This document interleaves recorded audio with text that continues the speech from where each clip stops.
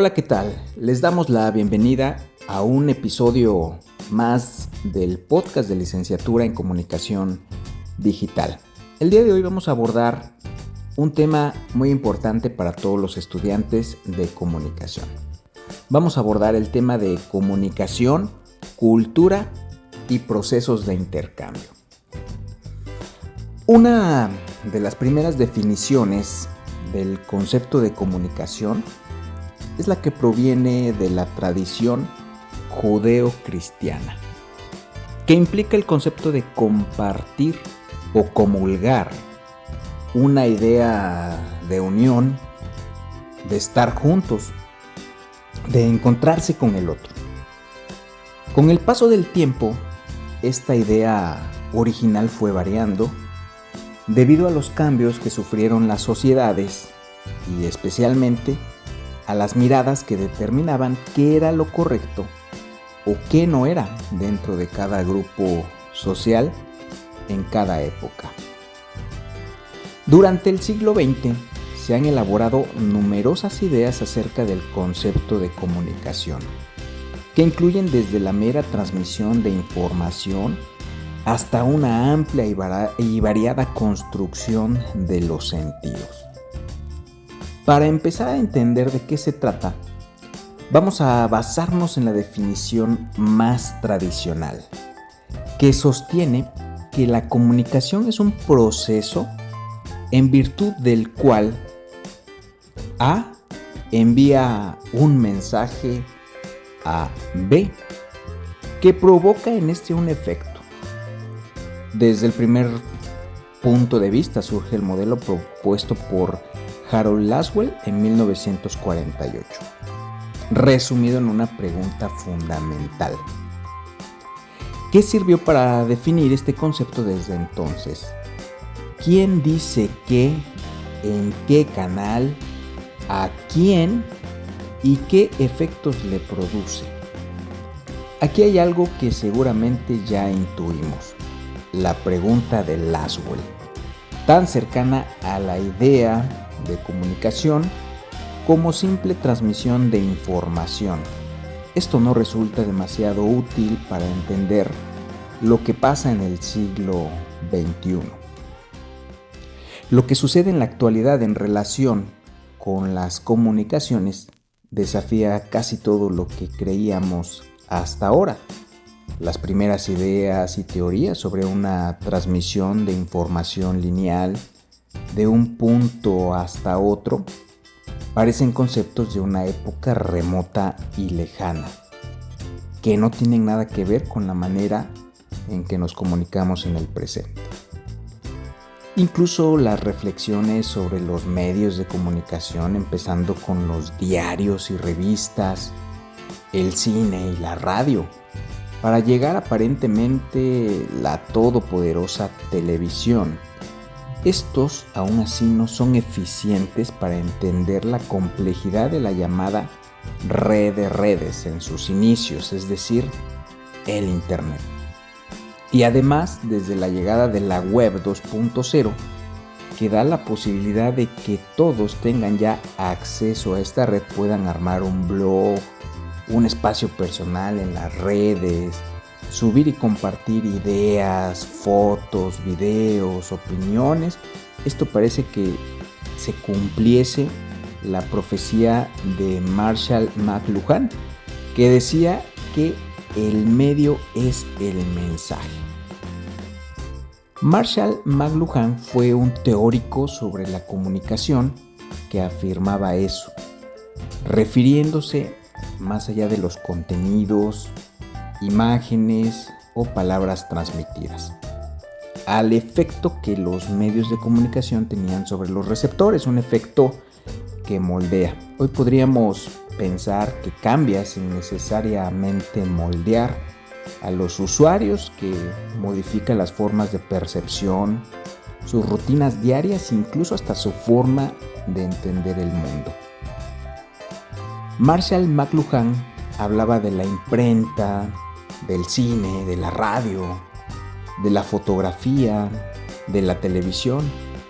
En la actualidad sus palabras adquieren una mayor dimensión. Sin embargo, esta aparente libertad de contenidos, esta especie de mar en el que todo puede subirse, colgarse, opinar y refutarse, requiere de una reflexión sobre su funcionamiento, sobre las regulaciones nacionales e internacionales para un espacio virtual que se extiende por gran parte del mundo, sobre dónde están los límites y las limitaciones, sobre la comprobación de la información que encontramos en los distintos sitios, sobre el tema de la legalidad o la ausencia de ella, o compartir contenidos, temas que replantean las formas de funcionamiento tradicionales de la industria cultural, por ejemplo en los ámbitos de la música, los libros, el cine, aunque las compañías intermediarias se resistan a aceptarlo. También entra en juego el tema de la legitimidad en un universo Internet en el que no todo tiene que ver con un interés económico, sino que hay personas, potencialmente todos quienes tengan acceso a una red, que generan contenido para compartir gratuitamente. ¿Cómo configuran con su legitimidad? Es decir, ¿por qué confiamos en algunos bloggers, tuiteros, youtubers y comentaristas en foros más que en otros? Hay algo que va definiendo lo que dice esa persona, es cierto, o por lo menos que se trata de una referencia fiable. Sin dudas, estas relaciones sociales y con los medios, ya que es difícil entender unas sin otras en el estado actual de las cosas, adquieren un significado distinto con la llegada de Internet, un medio virtual y verdaderamente interactivo. En la actualidad, todos comunicamos, informamos y transmitimos, con lo cual generamos una verdadera red, con solo tener una computadora, o ya más sin una computadora, ahora con un solo celular conectados a Internet. Esto abre muchísimas nuevas preguntas. ¿Es lo mismo el contenido generado por un profesional del tema que por un blogger que está interesado en algún tema en particular? ¿Son más confiables los sitios de medios de comunicación oficiales, es decir, los que tienen cierta trayectoria previa en los medios tradicionales, que los surgidos exclusivamente en Internet? ¿Cómo se verifica la información de un sitio en la red, por ejemplo?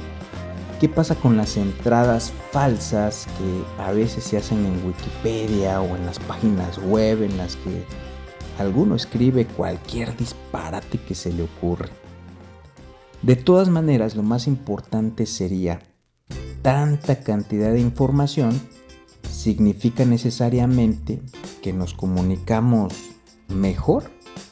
Esta es una pregunta importante. Hay que pensar en esos sitios y blogs de Internet que se usan actualmente para buscar información y datos sobre temas que realmente nos interesan, ¿no? Por ejemplo, música, personajes de televisión, programas, espectáculos. Sería muy bueno hacer una lista con ellos y asimismo comparar nuestros gustos, nuestros intereses con otras demás personas, ¿no? Porque vivimos en un mundo en donde todos pensamos de diferente manera y hay gustos para todo tipo de personas. Y si nos enfocamos en un tema, vamos a ver que hay mucha información respecto a ese tema. Obviamente hay canales, hay páginas, hay blogs que tienen muchísimas más vistas que otros, ¿no? Y esto tiene una razón de ser. Debemos de preguntarnos por qué se suelen visitar esos sitios, qué es lo que los hace crecer, qué es lo que se publica en ellos en comparación con otros. El mundo de la comunicación es inmenso. El mundo de la comunicación tiene muchos secretos y la comunicación hasta el día de hoy sigue siendo un paradigma controversial en nuestras vidas. Nos estaremos saludando en próximos episodios.